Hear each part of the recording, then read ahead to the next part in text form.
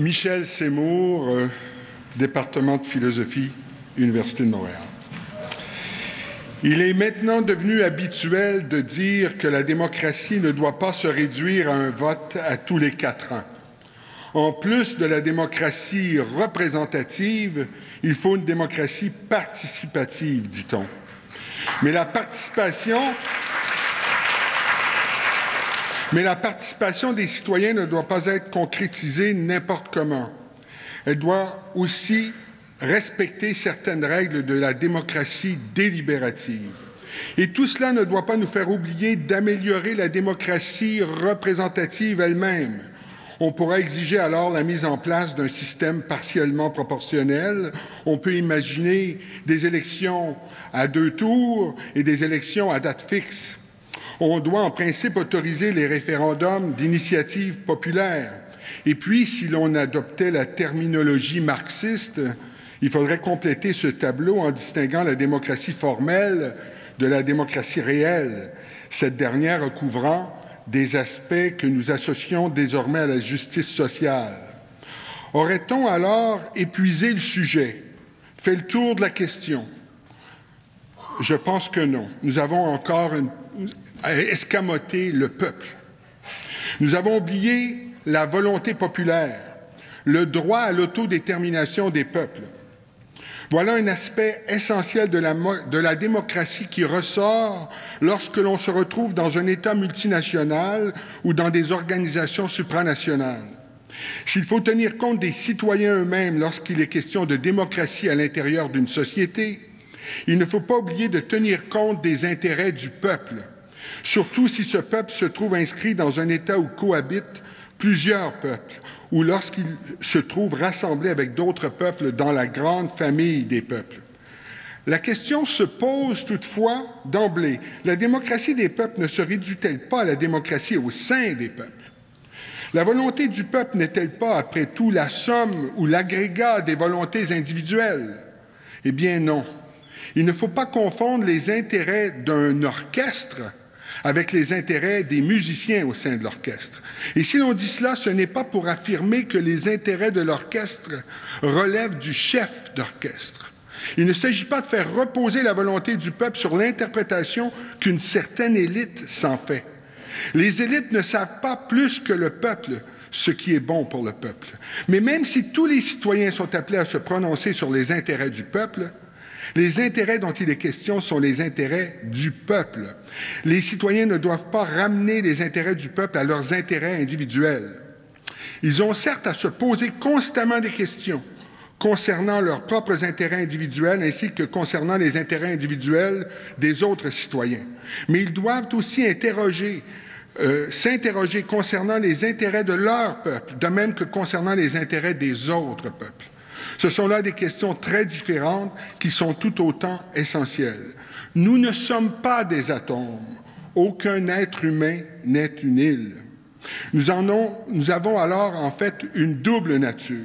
Nous sommes premièrement au fond semblables aux autres humains de la Terre et en ce sens nous sommes tous des citoyens du monde. Mais en un autre sens, nous sommes aussi les parties d'un tout, des êtres d'appartenance à une entité qui nous dépasse dans l'espace et dans le temps. Cette entité, c'est notre nation, notre peuple. On peut se représenter comme n'étant, en un certain sens, que la partie d'un tout, pourvu que l'on soit aussi, en plus, considéré comme un individu à part entière, semblable aux autres individus de la Terre. Telle est la double réalité des personnes que nous sommes. Ne peut-on pas, après tout, être à la fois membre d'un orchestre et faire une carrière solo? Contrairement à ce qu'avançait John F. Kennedy, vous avez le droit de demander ce que le peuple peut faire pour vous. Mais avec John F. Kennedy, il vous faut aussi vous demander ce que vous pouvez faire pour votre peuple. Le musicien peut se demander ce qui est bien pour lui dans l'orchestre et ce qui est bien pour les autres membres de l'orchestre, mais il peut et il doit aussi se demander ce qui est bien pour l'orchestre et bien pour les autres orchestres. Les décisions prises démocratiquement en fonction des intérêts de l'orchestre ne sont pas le résultat de décisions mettant en jeu les intérêts individuels.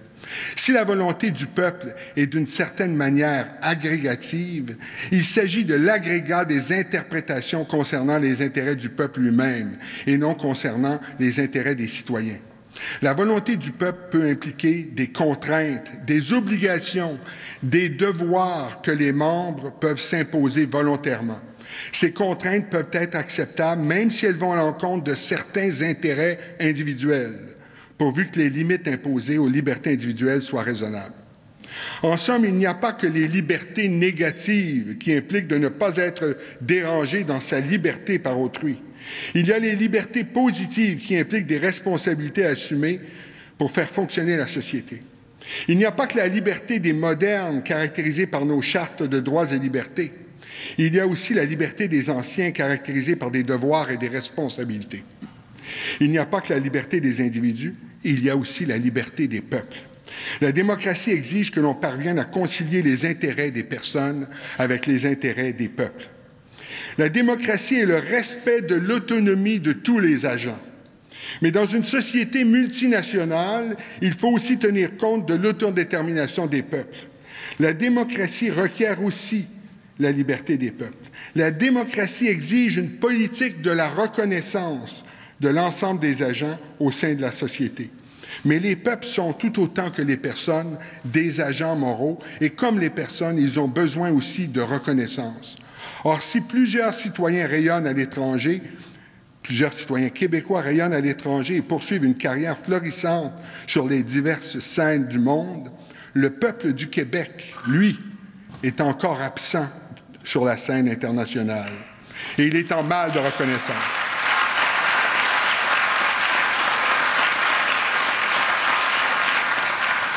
En tant que personne, nous avons besoin de la reconnaissance des autres dans notre vie privée et dans notre vie publique de citoyens. De la même manière, les peuples ont besoin de la reconnaissance par la communauté internationale pour accéder à la souveraineté politique. Et ils ont besoin de la reconnaissance de l'État dans lequel ils se trouvent lorsqu'ils ne sont pas souverains. Si l'État dans lequel ils se trouvent ne reconnaît pas formellement leur existence, ils ont alors le droit de chercher à obtenir la reconnaissance de la communauté internationale en devenant souverain.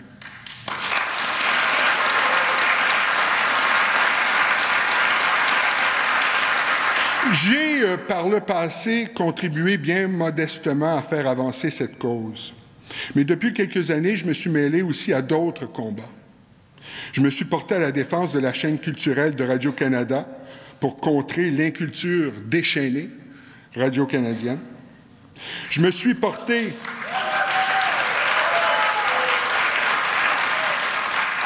porté à la défense d'un cours d'histoire nationale enseigné au secondaire dans lequel on n'aurait pas peur de faire référence à notre nation.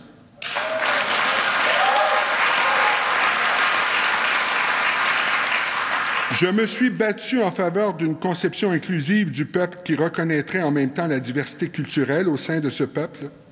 Je me suis porté à la défense de nos amis auteurs de l'ouvrage Noir Canada et de la maison d'édition Éco-Société qui faisaient face à une poursuite bâillon de 6 millions initiée par l'entreprise minière Barrick Gold et qui font toujours face à une poursuite de 5 millions initiée par la compagnie Banro en Ontario. Je me suis opposé à la dérive immobilière de l'Université de Montréal qui veut vendre au groupe Catania le bâtiment patrimonial, le 1420 boulevard Mont-Royal, et qui veut maintenant développer à la gare de triage d'Outremont un second campus dont les coûts estimés en 2007 à 840 millions sont maintenant estimés à 1,6 milliard en 2012.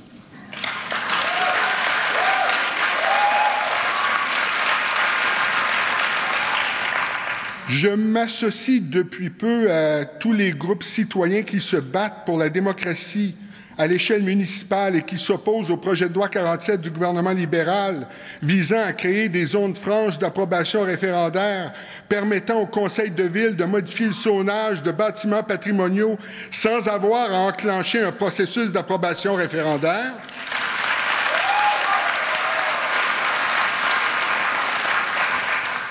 J'ai plus récemment, comme tant d'autres, accompagné les étudiants dans leur lutte contre la hausse des frais de scolarité. J'ai aussi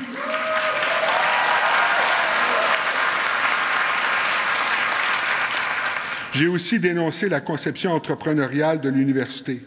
Et je répondrai aussi le 22 avril prochain, à l'occasion de cette marche extraordinaire dans les rues de Montréal, organisée par Dominique Champagne.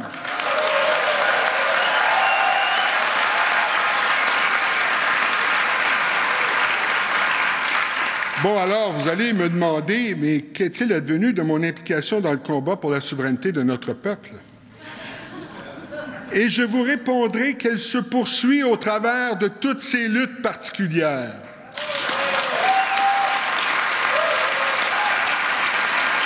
Je ne sais pas si le printemps 2012 est le printemps de notre peuple. Annonce-t-il son réveil? Peut-être que non, peut-être que oui.